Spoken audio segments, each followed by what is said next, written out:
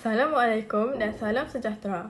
Nama saya Ejwana Fazana Hanismati Zulkifli dari Sekolah Menengah Kebahasaan Taman Widuri.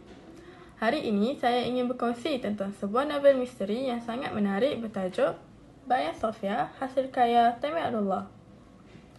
Novel ini mengisahkan Sofia, seorang wanita muda yang berdedikasi dan bijak. Dia bercita-cita ingin berjaya atas usaha sendiri di syarikat Rice.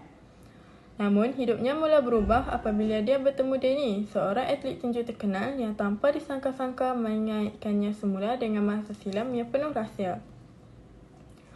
Sofia sebelumnya pernah terikat dengan sebuah organisasi misteri yang pernah membantunya suatu ketika dahulu.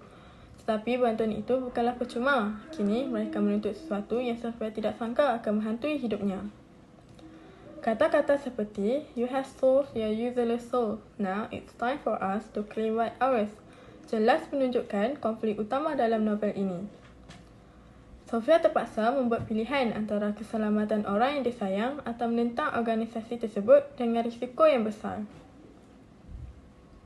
Apa yang menarik tentang novel ini ialah gabungan elemen fiksyen, thriller dan juga isu kesihatan mental. Kita dibawa menyelami ketakutan, tekanan dan dilema yang dihadapi oleh Sofia. Seolah-olah kita turut berada dalam situasi yang menyesatkan itu.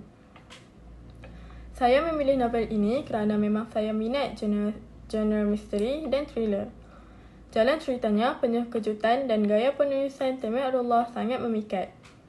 Ia juga mengingatkan kita bahawa setiap pilihan dalam hidup ada harga yang perlu dibayar.